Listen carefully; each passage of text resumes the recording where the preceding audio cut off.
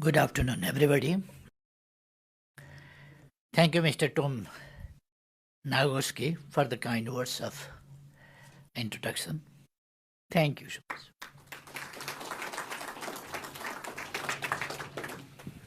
Please take the seat, Prime Minister. You sit there. Please sit. Good.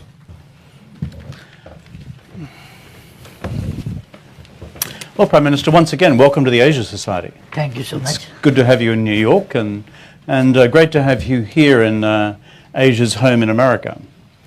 You said something very interesting in your remarks before. You said that Nepal is the oldest independent state in Asia. This, I think, is worth a few words to our American audience. You might explain a little bit of the history. I know in the days of the British Raj, you in Nepal gave the British a very hard time and stopped them at your borders. So why don't you explain to our audience just a little bit of the history before we get into the current period?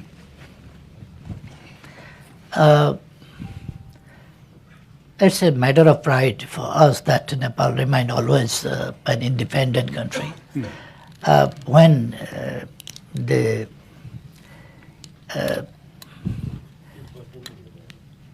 imperialistic era was in such a situation where no sun was setting of a colonial country. But there was, of course, in Asia, oil spot, where the rays or shadow of colonialism were never casted. There was always freedom, always independence. So how did you stop the British? None of the rest of us did. Yeah. Of course, we had to sacrifice for that. We had to fight.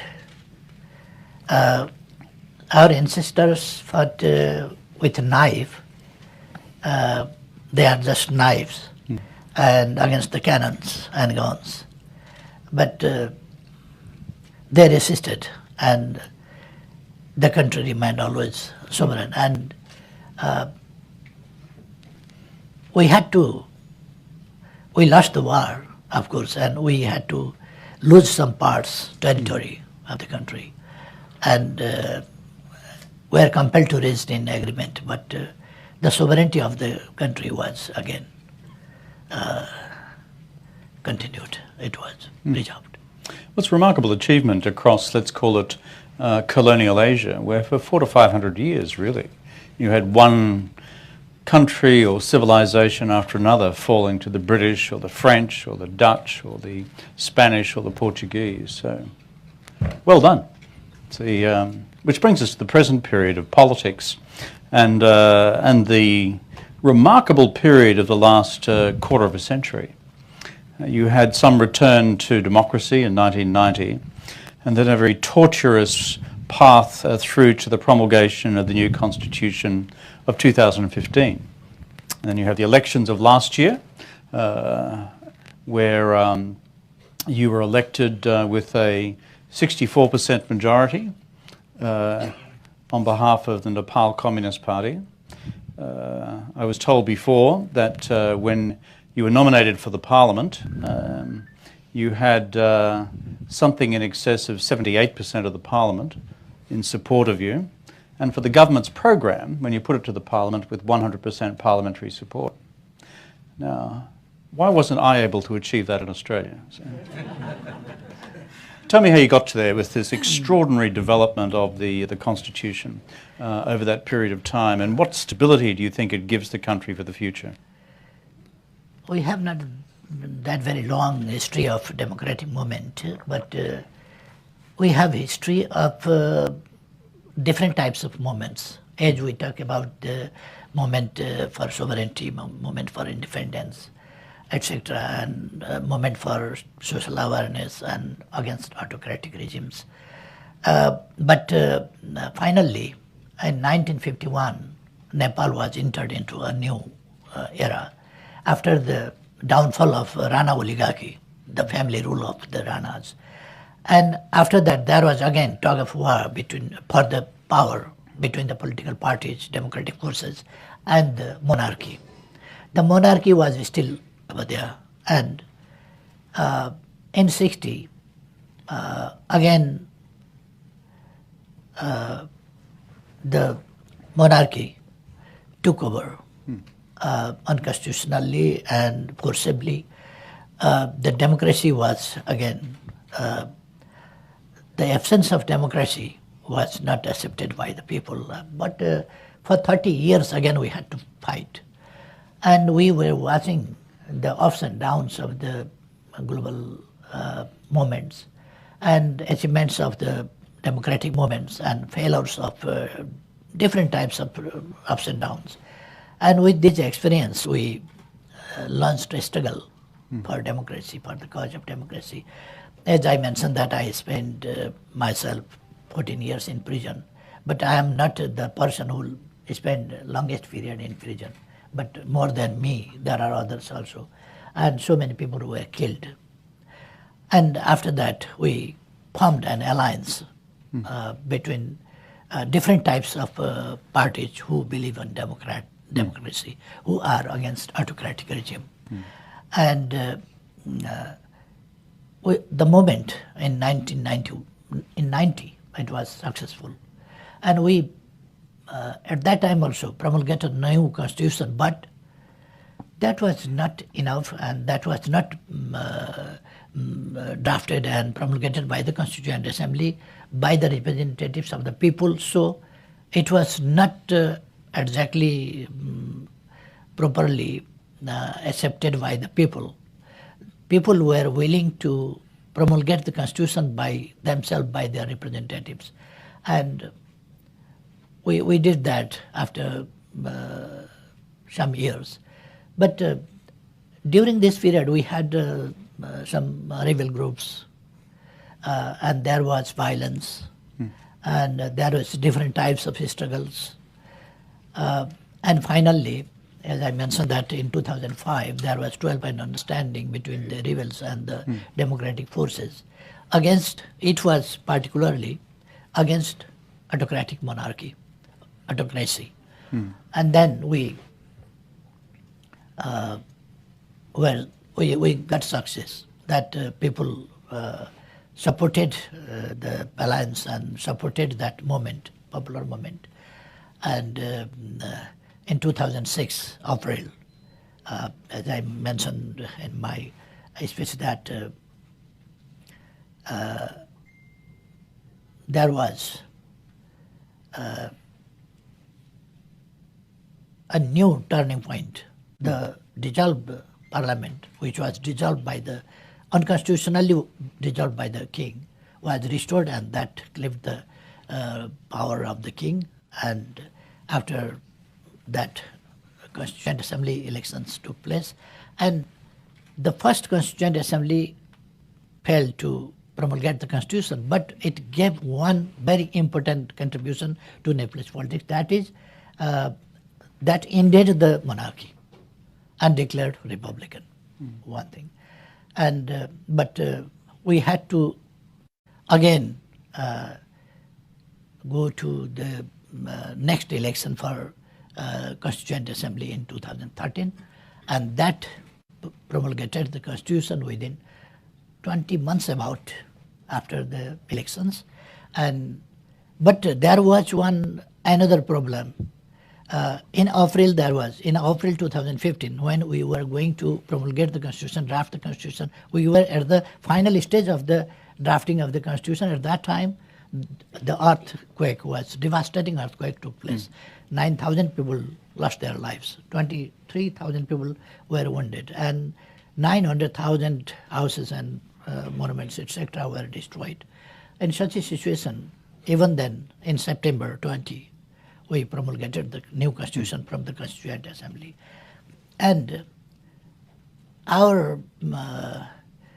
at the same time, we abolished monarchy. At the same time, we settled the problem of conflict there, and we managed the arms and combatants of the rebels and promulgated the constitution, and then new government was there, and I got opportunity to lead the government, and with a feeling of accommodation and addressing the demands of the people. Of course, there were some differences, and of course, there were some differences and class, we can say not class, but differences, and on the question of interest, and interest groups were, of course, active to insert their interest inside the constitution. That was very usual. But more than, even in such a situation, more than 92% of votes were in favor of constitution. And later on, there was unanimously the constitution was accepted, and all the forces took part in the elections. Bringing together the Nepali Communist Party must have been a challenge. Previously you have Maoists, they're a revolutionary party, and that is, you obtain political power through the barrel of a gun. I've read the history of communist movement, and back in the days of the Third International, we split between parliamentary parties and revolutionary parties. And then there's this democratic parliamentary tradition of communism also in Nepal. How did you manage to bring these two things together? Not easy. In my opinion, the world is very dynamic, everything is being changed, and in the history, America raised weapons time and again for different regions. And in the course of democratic movements also in different parts of the world, democratic forces, neither left nor either left or right, there was no difference. But for democracy, for their causes, there is weapons in history. So only the Maoist party isn't single party to raise the weapons. But Nepali Congress and other political parties also in Nepal raised weapons against Rana oligarchy and other autocratic systems different times. And the people, when the constitutional ways and peaceful means and ways are blocked, and the voices and interests of the people are suppressed by the force, then people tolerate for some time and they retaliate after some time. That was, I think, we settled the problem of violence, and that is important. We don't want to go back to the history, but more than that, we want to bring change in the society. There was violence, people were being killed. Yep.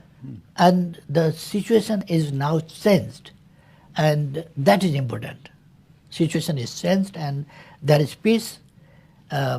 Combatants are inside the, some of them are inside the army, they are included, accepted in army, and some of them were, they went back to their own jobs.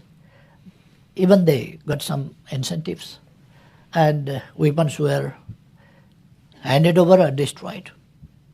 So now the political party completely gave up the policy of violence. Yes, of course, once upon a time, they were telling that political power comes out from the barrel of the gun. They were telling like that, but now they say that from the ballot it comes, and they are getting everything from the ballot. That's a very good change in slogan. Actually. Yeah. From the barrel of a gun through the ballot box. Yes. Must be interesting, though, if you're a government of Nepal made up of the Nepali Communist Party. What's it like sitting down with the Chinese Communist Party and the Chinese government? Do your old Maoists have discussions with their old Maoists? I don't think so. In my opinion, I think we have a, as I mentioned before too in my speech, that we have a long history of sacrifice and struggle. And now we have entered into a new era of economic development. we fought for political freedoms for a long time, once and again. But now, there is constitution, there is system, there is elected government, there are three tiers of governments, and the turnout of the votes in the elections was very excellent, more than 70%. At the first round, there was more than 80%, and even in the last round, there was more than 70% turnout of the votes. So people are enthusiastic in this political change, and we have completed transitional phase. And now our focus is to, as I said, that we have friendship with all, no enmity. No, we have just friendship, and we have very good relations with Chinese Communist Party, with Democratic Party of USA, Republican Party of USA, with President Trump, with Xi Jinping, with Mr. Modi. And well, others. that covers three very interesting bases. And we want to get support from all for our development. Yeah. We are working for, we have established government now, majority government, and now we cannot wait for a longer time. We have to eliminate poverty, we have to meet SDG goals within 2030, we have to meet our target of graduating our country from LDC within 2-3 years, and we have to bring fundamental change in our society economically. So we focus our efforts, our resources, our strength for good governance and for economic development. But it's not enough. It will be late if ourselves we do. So we need support and cooperation from our friends as well, from south, from north. It means from India, from China. We have very good relationship with both of. We don't care about the colors. That's a good approach. Well, congratulations on the political achievement. Politics is hard, and you've suffered a lot personally. And bringing about a democratic constitution, given the complex history, is no small achievement. But as you've just said, you're going on to look at the future. You've got a new national economic development strategy. You have 30 million Nepalis across a vast country in terms of its mountainous terrain, challenges of transport infrastructure, of telecommunications, of education, of health services. Give me a sense of your development strategy over the next 4 or 5 years. And as you said, where are you now seeking international investment?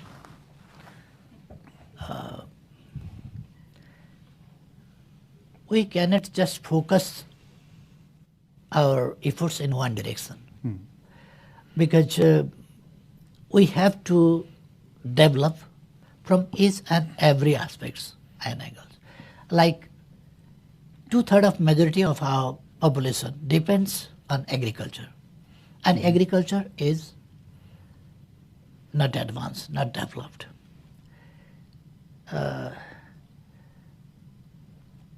So we have to modernize our agriculture, commercialize our agriculture, and mechanize. And by this process, we have to bring the people out from agriculture to the industry, maybe a small industry, agro-based industries and others.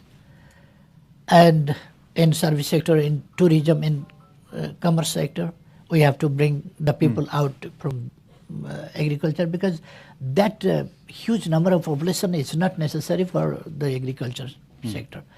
And without modernizing, without mechanizing this sector, we cannot do this. So we have to give priority to the agricultural sector as well, and to bring change in the agricultural system.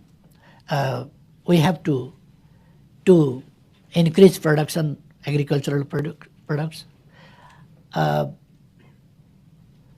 We have to use new technology for the production, increasement of production.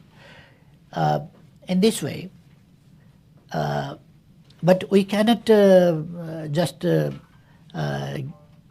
I said, that we cannot give priority just for one area. But at the same time, for infrastructure, for connectivity, for IT sector, and for establishing industries, and to bring balance our business, our trade, which is quite unbalanced in a balanced situation now. We have to bring in positive direction to this. For that, we have to increase production. We have to produce export items. We have to lessen our import items. In this way, we have to work in different areas. For that, we have to prepare our human resource, formal education, and as well as vocational trainings to the relevant people. Whatever job they do, their skills and trainings they must provide it. In this way, and another way, that we have to invite foreign investment as well, so that we are trying to create such an environment where foreign investment is attracted to come. One of the projects which has attracted some controversy in your own country is the major hydroelectric dam. From memory, I think it's about 1,600 megawatts. It's a big dam. Was suspended for a while and then has been recommenced. I think there's a Chinese construction firm, from memory, Gezhouba. Once built, this, as I read it, this dam would double the installed capacity of your country. So where's that project up to? How important is it, and how controversial does it remain within your country? Some months before, when Indian Prime Minister Mr. Narendra Modi was visiting Nepal, then me and him both inaugurated the Arun III project. That is 900 megawatts project that we lay down the stone, not inaugurated, lay down the stone. And that is in progress, and that will be the first big project and to be completed.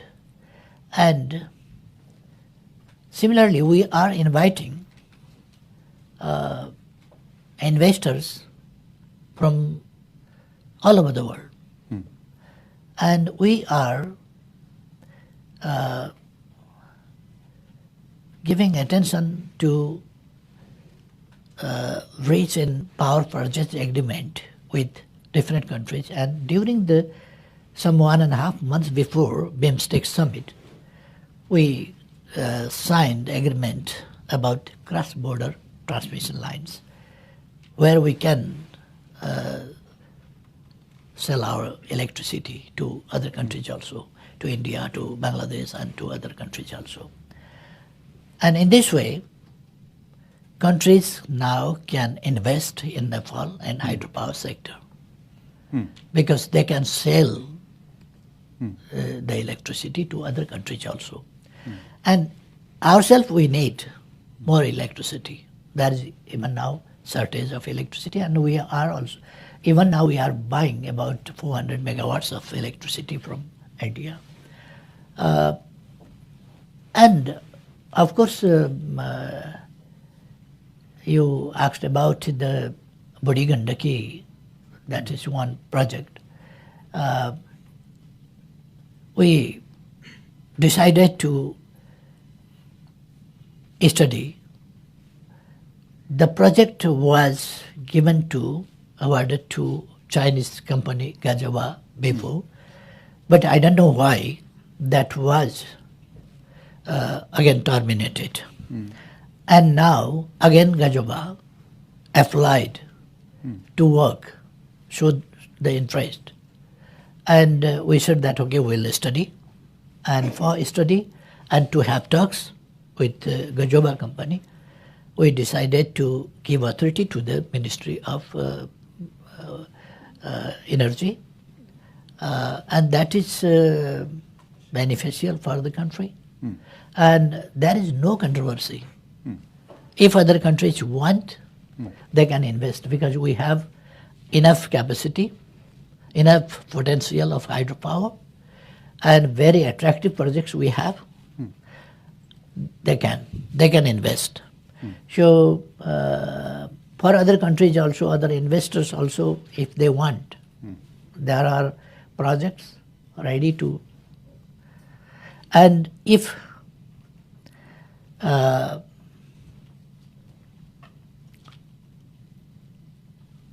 any companies any countries are interested, we welcome. Good. Well, the message to everyone here in New York is Nepal's open for business, open for investment, and all of you here who have come in the door from Wall Street, you can take a card from the Prime Minister's delegation later. Now, we're open to questions, Q&A here, and so as people throw their hand up, if you could give me your name, where you come from, and a short question. If you start delivering a speech, I'll probably ask you to sit down. So, and we Australians are notoriously impolite about such things. And so, sir, you were first with your hand up. Yeah. Mr. Prime Minister, welcome to New York. My name is Mark Munger. I had the privilege of serving as a Peace Corps teacher in Ilam Jila in Mechianchal during 1966 and 67, and have visited many times to see my students and friends. The path of development assistance in Nepal has perhaps been uneven. What can the people and government of Nepal expect of donors to improve development assistance? And what may donors expect of the people and government of Nepal to improve development assistance? So your name again, sir, was? Mark Munger. Mark Munger, who has been previously a Peace Corps worker in Nepal. Aitabari Bajar. Aitabari Bajar is Ilam. And I can't interpret that for anybody. So, Prime Minister. Exactly, I couldn't catch his. My attention was that he was working in Eastern Nepal. Yeah, he's a Peace Corps worker, and his question essentially was, how do we improve the circumstances in the country for development assistance projects into the future? Am I right, sir? Yes, sir. Good. There you go. I